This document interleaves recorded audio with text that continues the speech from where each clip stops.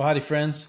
This is Matt Sewell, and you're listening to episode 104 of the Popecast, A History of the Papacy, the only podcast about popes where you'll find non-boring stories on the successors of St. Peter, and a reminder that all the world's problems have happened plenty of times before. Before we get going, a quick thanks to all those who have signed up recently to Today in Papal History, our other papal project, which can be found at popes.substack.com. And thanks also to all of our new listeners here and all of our new followers over on Instagram in particular.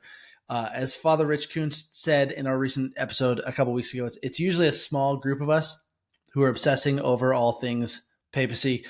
But this last little while has drawn the attention, obviously, of so many more as we've watched the death of Pope Francis and the election of Pope Leo XIV as the next successor of St. Peter. So I sincerely hope that all the content we put out here on the Popecast and elsewhere are a benefit to you as we all live through this new chapter in history together.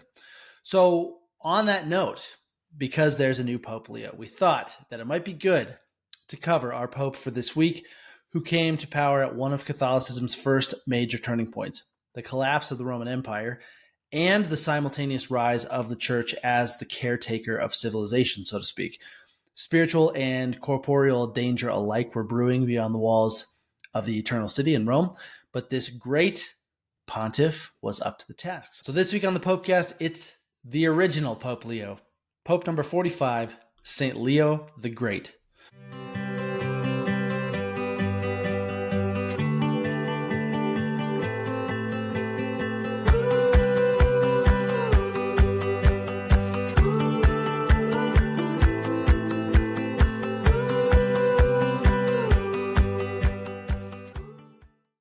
Well, welcome again to the Popecast. For anyone who's new here, instead of going straight through from St. Peter to Leo XIV, the Popecast does jump around a bit, just as a little bit of primer. If you haven't listened to our whole back catalog of episodes, we'd like to tell stories of good and bad popes alike, all in an effort to draw out the importance of the papacy, the gravity of the office of Peter, and the inestimable value that the Catholic Church has brought to Western civilization, no matter what you think about it, no matter if you're Catholic or not. We try to make it, good for everybody. So I'm glad you're here, and I hope you enjoy the show. So the man we now know as St. Leo the Great was born in the Italian region of Tuscany, likely somewhere in the late 300s AD. Little is known about his early life, but when we see him come on the historical scene around the year 430 AD was when Pope Celestine I named him a deacon. For 2 years, Leo served in Rome, but starting in 432, he was sent by the Roman Emperor to Gaul, which is modern-day France, to settle disputes between the military and civil leaders there. As it turned out, Leo was a naturally gifted diplomat, so that was a trait that would serve him especially well later in life. Sometime during his diaconate, Leo commissioned a book by another soon-to-be saint, the monk and theologian John Cassian, to condemn the heresy of Nestorianism, which taught that Christ wasn't one united person, and it also refused to call Mary the Mother of God, or Theotokos in the Greek, which literally means God-bearer. Instead, the Nestorians used the term Christotokos, or Christ-bearer, and claimed that it was only Christ's human nature that died on the cross, not the divine person of Jesus. So it turns out Leo was just warming up his heresy blasters, though. We'll get to that in a bit. By the year 440, not only had Pope Sixtus III died, being venerated as a saint soon afterward, but the Roman Empire was in steep decline. Barbarian invasions were on the rise, and the Church was in dire need of a pope with both spiritual chops and political savvy. Thankfully, the Holy Spirit had just the guy. Leo was consecrated pope on September 29th, 440, to succeed St. Sixtus III. Try to say that 5 times fast. Leo was a very holy man, but as mentioned, was also extremely talented diplomatically when it came to both politicking and governing. And in fact, because of the civil unrest and the declining influence of emperors in the West at that time, not to mention the natural stability that comes with over 2 decades of one man leading an organization like the Catholic Church, Leo was one of the first popes in history who ended up actually playing the dual role of spiritual and temporal leader.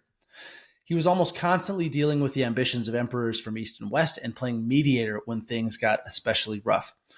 One rather famous instance was Leo's meeting with Attila the Hun. Yes, the Attila the Hun in 452.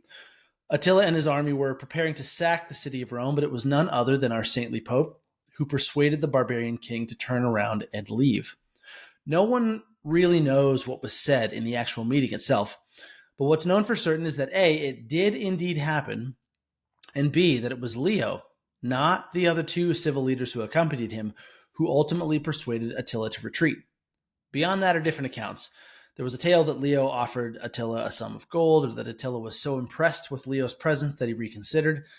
But my personal favorite came from the writer Paul the Deacon in the 8th century. Paul's story claimed that during the meeting, an enormously giant man appeared, visible only to Attila, wearing priestly vestments and holding a giant sword. After seeing what appeared to be a gargantuan figure of either St. Peter or Jesus himself, Attila apparently took off, and he may or may not have wet himself, although history is silent on the subject. But in all seriousness, one of my greatest surprises when I visited Rome for the first time last year was seeing this exact scene almost immortalized in the 25-foot-tall marble relief that adorns St. Leo the Great's tomb. In the mid-1600s, it was Pope Innocent X, who some may remember as the likeness used for the devil in the famous painting of St. Michael the Archangel. That's a whole story for another day.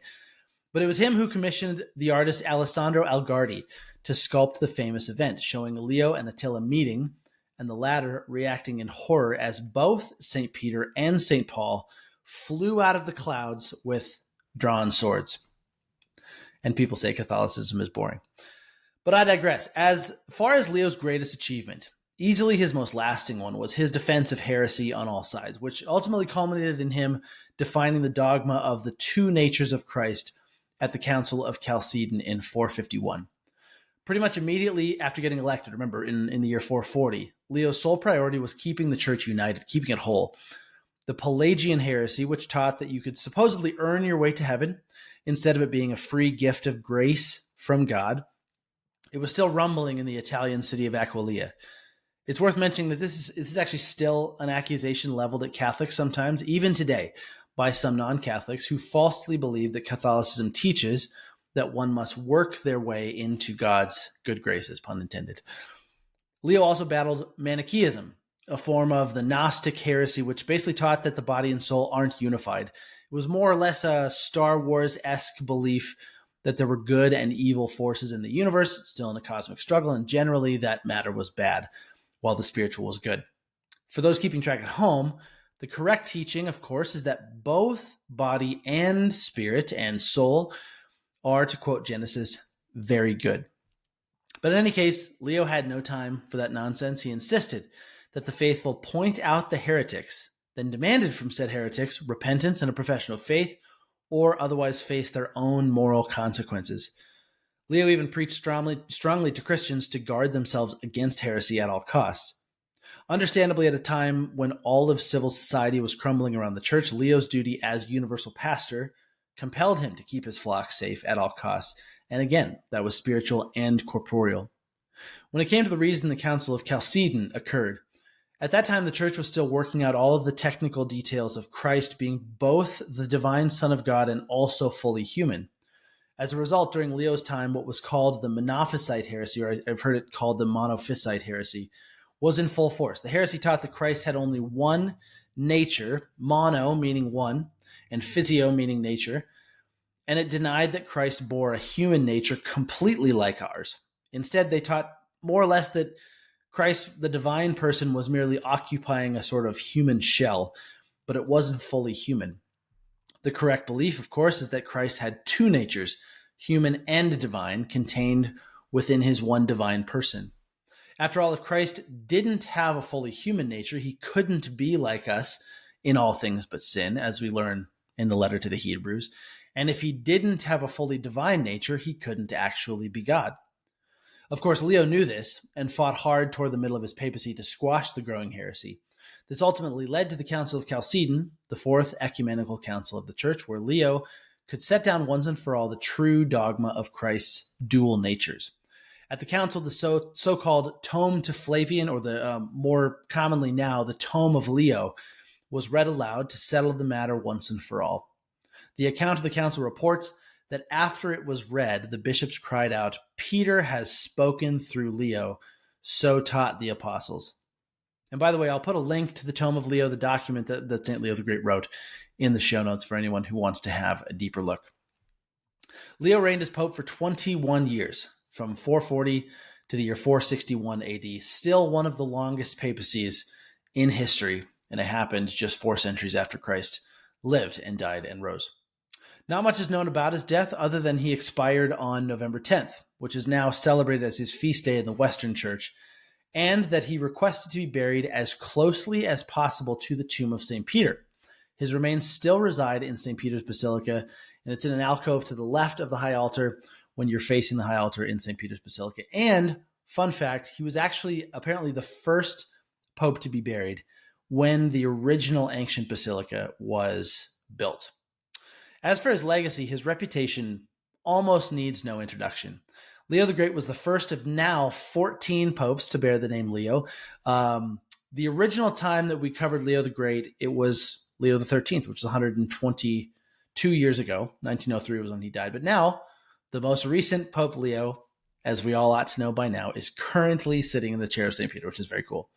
5 of those Popes Leo, including, of course, St. Leo the Great, are now recognized as saints, the others being Leo the Second, Third, and Fourth, and St. Leo the Ninth. Leo is also one of 4 popes to have the unique title of the Great be added after his name, which obviously you've gleaned from listening to this episode so far. This isn't something official necessarily, but rather something that's given by popular acclaim because of Pope's especially great renown among the Christian people who knew him. The others are Pope St. Gregory I, also known as Gregory the Great, Pope St. Nicholas I, and John Paul II of happy memory. Speaking of popes, it's Leo we have to thank for giving us a greater understanding of what's referred to as Petrine primacy, or the fundamental Catholic principle that it's the Bishop of Rome who rules over the whole church, in communion with the bishops of the world, but standing as a distinct head over them. It was something Leo preached about and wrote about very often, perhaps sensing that the church needed a strong, visible head at a time when chaos seemed to be the road down which the Western world was headed, and he was not wrong about that. In one instance about this, Leo wrote, quote, "Although bishops have a common dignity, they are not all of the same rank. Even among the most blessed apostles, though they were alike in honor, there was a certain distinction of power. All were equal in being chosen, but it was given to one to be preeminent over the others. So today, through the bishops, the care of the universal church would converge in the one see of Peter, and nothing should ever be at odds with this head." End quote.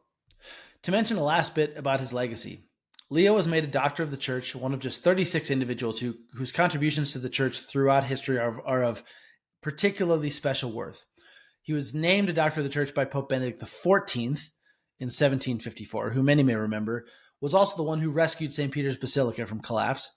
And it was another Pope Benedict, Benedict XVI, who devoted one of his Wednesday audiences to the great pontiff back in 2008. The latter Benedict praised Leo for his prolific sermons and writings.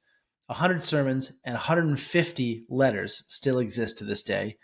And he also gave nods both to his talent as a pastor and for his deep faith in Jesus Christ, which filled the veins of his papal ministry. Quite a pope. Easily one of the best ever, and definitely in my personal top 5. So to take us out this week, here's another gem from St. Leo, this one on the virtues of fasting and moderation. I know that we're in the season of Easter when I'm recording this, but it's still just a perennial reminder and something that you could read this. It was written between 440 and 461, 1,600 years ago, but it feels like it could be written today. So here's Leo. Quote, "No one is so holy that he ought not to be holier, nor so devout that he might not be devouter. For who that is set in the uncertainty of this life can be found either exempt from temptation or free from fault? Who is there who would not wish for additions to his virtue or removal of his vice? Seeing that adversity does us harm and prosperity spoils us, and it is equally dangerous not to have what we want at all, and to have it in the fullest measure. There is a trap in the fullness of riches, a trap in the straits of poverty. The one lifts us up in pride, the other incites us to complaint. Health tries us, sickness, tries us, so long as the one fosters carelessness and the other sadness. There is a snare in security, a snare in fear, and it matters not whether the mind which is given over to earthly thoughts is taken up with pleasures or with cares, for it is equally unhealthy to languish under empty delights or to labor under racking anxiety. End quote. Golly, that was written at a time when there wasn't even indoor plumbing. Like, what are they talking about with pleasures? When high fructose corn syrup didn't exist, my goodness, chocolate milk didn't exist. And still, so how much more can that apply to us today? But yeah, Leo's just the greatest. So anyway, thanks for listening. Just a reminder that if you like what you hear, please be sure to hit that subscribe button wherever you're listening. If you're on YouTube, leave us a comment. We'd love to hear from you. Leave us a comment with what you liked most. If you're listening on iTunes and Spotify, please definitely do leave us a rating and a review. That just helps other people find the show. Although we've seen the search queries for papal content of any sort seem to be skyrocketing. Probably be petering off now. I did not intend that pun, but it's fitting. I'm leaving it in. But at any rate, wherever you listen to this, would love to hear feedback on what you think. And in particular, if you have a friend who can't stop talking about the new pope, that's also seems to be pretty common, send them this episode. I'm sure that they'd love to know the story about the first pope named Leo. And lastly, if you'd like to support the work that we do, the best place to do that is just becoming a paid subscriber over at Today in Papal History, which can be found in the description below, and also again at popes.substack.com. Obviously, the show and the newsletter will always be free to read, but time is very precious, not free, so to speak. So your gifts in that regard just allow for more time for me to produce this show and write more posts on these forgotten corners of papal history. So we appreciate it regardless if you listen. If you're a free or paid subscriber, we super duper appreciate it one way or the other. But that's it for this week. As we head out for today, let us ask for the prayers of Pope St. Leo the Great, particularly that his namesake, Leo XIV, is strengthened in his service to Christianity and the wider world, and that each of us might have the fortitude to stand strong in the face of adversity, whatever may come. And above all, never forget, these are strange times we live in, but they are no stranger than in ages past. Until next time.